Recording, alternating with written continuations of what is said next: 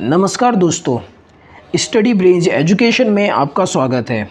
आज हम शुरू करेंगे हिस्ट्री सीरीज़ की एक और वीडियो जिसका नाम है लेटर वैदिक पीरियड। इससे पहले हमने इंडस वैली सिविलाइजेशन और वैदिक पीरियड के बारे में पढ़ा था। अगर आपने वो वीडियोस नहीं देखी तो सबसे पहले आप चैनल पर जाएं और उन वीडियोस को ज़रूर चेकआउट करें। अगर आपको मेरी ये सीरीज़ अच्छी लगती है तो चैनल को सब्सक्राइब करें ताकि आप इस सीरीज़ की एक भी वीडियो मिस नहीं कर पाएँ। तो चलिए शुरू करते हैं आज की वीडियो। लेटर वैदिक पीरियड, जिसको हम हिंदी में उत्तर वैदिक काल के नाम से जानते हैं, इसके बारे में एक एक चीज़ हम कुछ कीवर्ड्स के माध्यम से कवर करेंगे, जैसे कि ज्योग्राफिक एरिया। सबसे पहले हम ज्योग्राफिक एरिया के बारे में पढ़ेंगे कि ज्योग्राफिक एरिया यानी कि भूगोलिक क्षेत्र से रिलेटेड क्या क्या चीज़ें इंपॉर्टेंट हैं जो एग्ज़ाम्स में आ सकते हैं। यह 1000 ईस्वी से 600 ईस्वी की बात हो रही है, यानी कि ये 1000 BC से 600 BC के बीच की बात है। इसी टाइम पीरियड को हम लेटर वैदिक पीरियड के नाम से जानते हैं, जिसको हिंदी में उत्तर वैदिक काल भी कहा जाता है।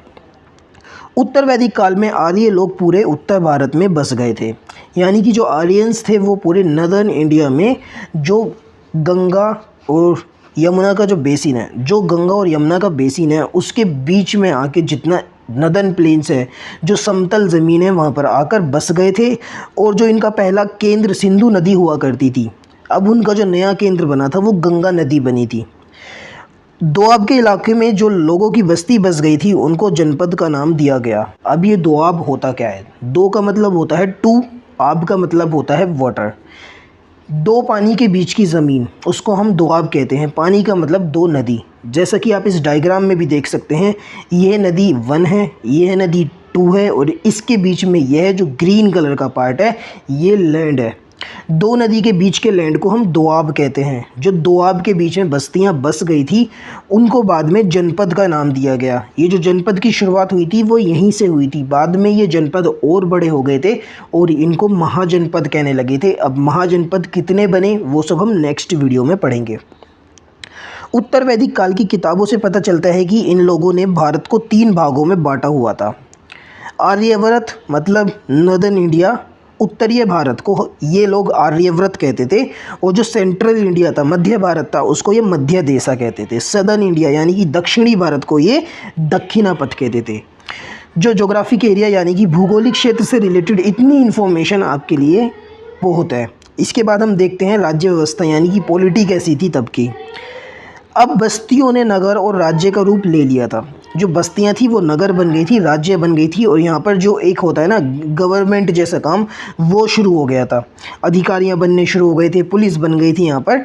अब लोग नगर की सुरक्षा करते थे, उनको सेनानी कहते थे, और जो ग्राम के यानी कि गांव के प्रधान होते थे उनको ग्रामाणी कहते थे। अब ये सेनानी और ग्रामाणी किसको कहते थे ये याद रखना। यहाँ राजपाट करने की शुरुआत हो गई थी।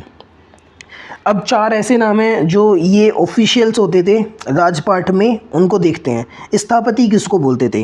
गांव के बाहरी आदिवासियों के क्षेत्र की देखरेख करते थे, यानी कि जो गांव होते थे उनके बाहर जंगलों में भी कुछ कबीले वाले लोग रहते थे, आदिवासी लोग रहते थे।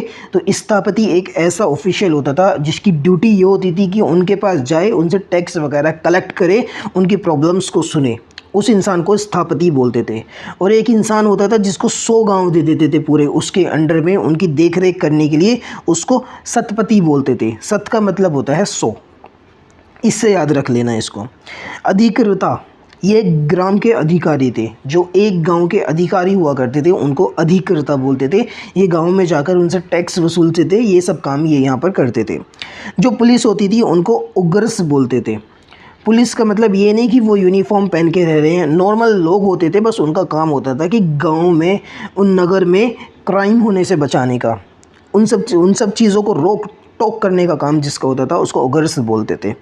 राज्य के मामलों पर नियंत्रण ऋग्वैदिक काल की तरह ही सभा और समिति के द्वारा किया जाता था। यानी कि जैसे कि आज के टाइम पे जो हमारा नेशन है, इसके बारे में जितनी बातें होती हैं, जो इसके बारे में रूल होता है वो कहाँ पर होता है?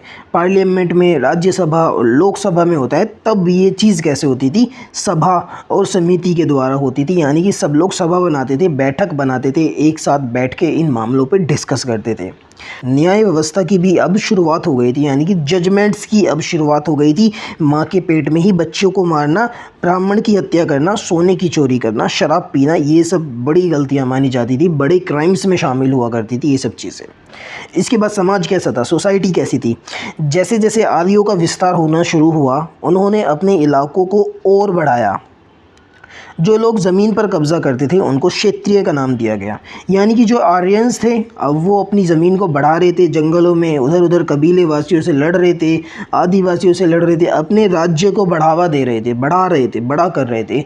अब वो लोग जाहिर सी बात है तलवार लेके चलेंगे या फिर कोई भी हथियार लेके चलेंगे ताकि लोगों को मार सके और उनसे वो ज़मीन पर कब्जा कर सकें। तो उन लोगों को क्षेत्रीय बोला गया, जो लोग बढ़ा रहे थे और जो लोग नगर वगैरह की हिफाजत करते थे।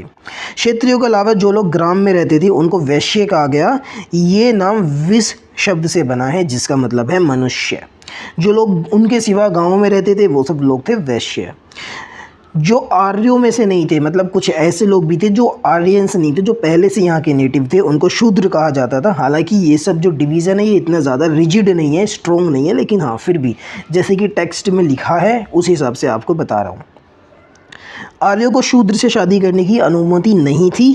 इन लोगों के जीवन के 4 अध्याय होते थे। सबसे पहला ब्रह्मचार्य, दूसरा गृहस्थ, तीसरा वनप्रस्थ, चौथा संन्यास। जो ये लोग रहते थे लेटर वैदिक पीरियड के, इनके जीवन के 4 चैप्टर होते थे। ये अपने जीवन में 4 पड़ाव से होकर गुजरते थे। सबसे पहले ब्रह्मचार्य, जिसमें ये लोग अपने टीचर के साथ बैठकर उनके साथ ज्ञान प्राप्त करते थे, पढ़ाई लिखाई करते थे। उसके बाद गृहस्थ, उसके बाद मतलब शादी कर लेते थे और अपना एक शादीशुदा जीवन व्यतीत करते थे। उसके बाद वनप्रस्थ, मतलब जब शादी के बाद एक बुढ़ापे की एज आती है तो ये जंगल में जाकर पूजा पाठ करते थे, सन्यासी बनते थे, योग करते थे, ये सब चीज़ें ये जाकर जंगलों में करते थे। और जब एक उम्र आती है कि अब इनकी हिम्मत भी नहीं रही कि जंगल में बैठ के ये सब चीज़ें करें, तो उस टाइम पे ये सन्यास ले लेते थे। अब ये घर पे ही बैठ के रिलीजियस टीचिंग्स को, जो रिलीजियस चीज़ें होती थी उनको घर पे आके सबको बताते थे, अपनी लाइफ का एक्सपीरियंस सबको बताते थे। इस तरीके से ये लोग 4 अध्याय से होकर अपने जीवन को पूरा करते थे। फिलहाल जो लेटर वैदिक पीरियड था वो इतना ही था, ज़्यादा बड़ा टॉपिक नहीं है। इस वाली वीडियो में इतना ही। अगली वीडियो में हम जानेंगे कि महाजनपद, ये जो जनपद बने थे दोआब रीजन में, ये महाजनपद कैसे बन गए थे और कितने महाजनपद उभर कर आए थे। और उसके बाद अगली वीडियो में हम जानेंगे जो महाजनपद थे उसमें से मौर्यन एम्पायर कैसे निकला। मगध, मौर्यन, गुप्ता पीरियड, ये सब महाजनपद में से ही निकले थे। तो अब हम अगली वीडियो में मिलते हैं आपको। फिलहाल अगर आपको मेरी वीडियो अच्छी लगी हो तो चैनल को सब्सक्राइब करें ताकि आप मेरी सीरीज़ की एक भी वीडियो मिस नहीं कर पाए। Thank you so much guys.